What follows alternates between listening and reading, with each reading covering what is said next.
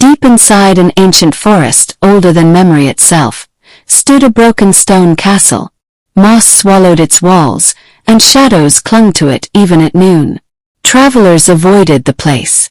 Birds refused to sing nearby, and animals crossed the path only to flee in fear. The castle felt alive with secrets.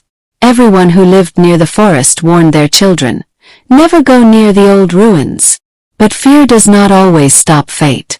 The castle belonged to someone no one dared to name, a witch whose cruelty had shaped the forest's silence. By day, the witch did not look human. She crept through the castle as a thin black cat or glided above the trees as a screech owl.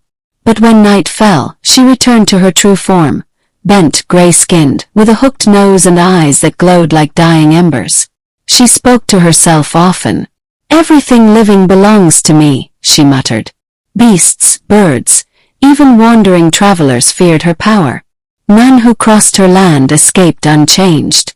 Any creature that stepped too close to the castle froze where it stood, unable to move or cry out. But her worst fate was saved for innocent maidens. With a whisper, she turned them into delicate birds and locked them away in wicker cages. Inside the castle's hidden chamber hung hundreds of cages, each holding a sorrowful song. Every bird had once been a girl.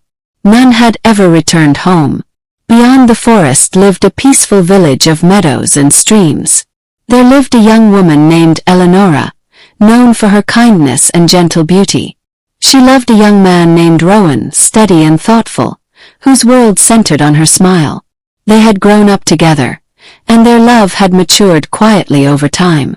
"One day," Rowan said softly, "we'll have a small home near the river." Eleonora smiled. "And laughter in every room." The village elders warned them often. "Stay away from the deep forest," one said. Rowan always agreed. "We will be careful." Yet youth has a way of believing danger belongs to others. One golden evening, the couple walked near the forest's edge. The air smelled sweet, but something felt heavy. Eleonora suddenly stopped and sat down. "I feel sad for no reason," she whispered. Rowan frowned. "Let's go home." When they stood, the path was gone. Shadows stretched unnaturally long. The sun sank too fast. Rowan pushed aside some bushes and froze. "No, it can't be," he whispered. The ruined castle stood before them. "Eleonora, don't move," he said urgently. But she didn't hear him.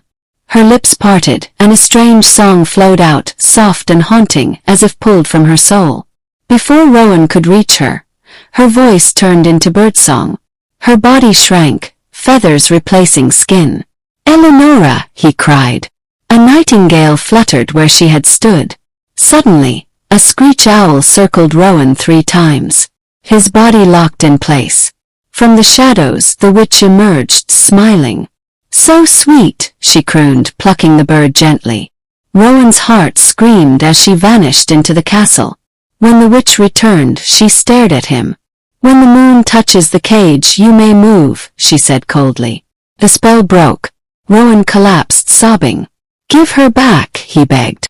"She is my life." The witch laughed. "Love dies quickly here." She disappeared, leaving Rowan alone beneath the darkening sky. Days passed without meaning.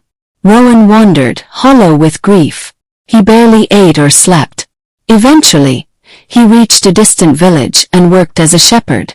At night, he stared toward the forest. "I won't leave you," he whispered to the stars. He returned again and again to the forest's edge, praying for hope. And one night, hope answered him in a dream. Rowan dreamed of a red flower glowing in a clearing. At its center rested a pearl bright as moonlight. In the dream, the flower broke cages, turned birds into maidens, and shattered spells. When he woke, his heart raced. "This is real," he said aloud. At dawn, he began searching, crossing hills, streams, and valleys, refusing to rest. For 9 days he searched. On the 9th morning, sunlight caught something near a stone. There it was, the red flower, just as in the dream. Rowan knelt, hands trembling. "I'm coming, Eleonora," he whispered. He carried the flower carefully and returned to the forest, fear drowned by determination. At the castle gate, Rowan touched the door with the flower.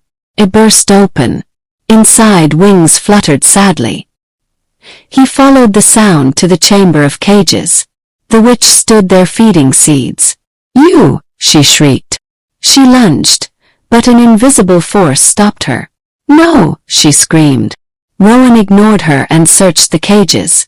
Thousands of nightingales filled the room. Panic rose, until he saw the witch sneaking away with one cage clutched tightly. "That's her," Rowan said. He ran and touched the cage with the flower. Light spread. The bird transformed.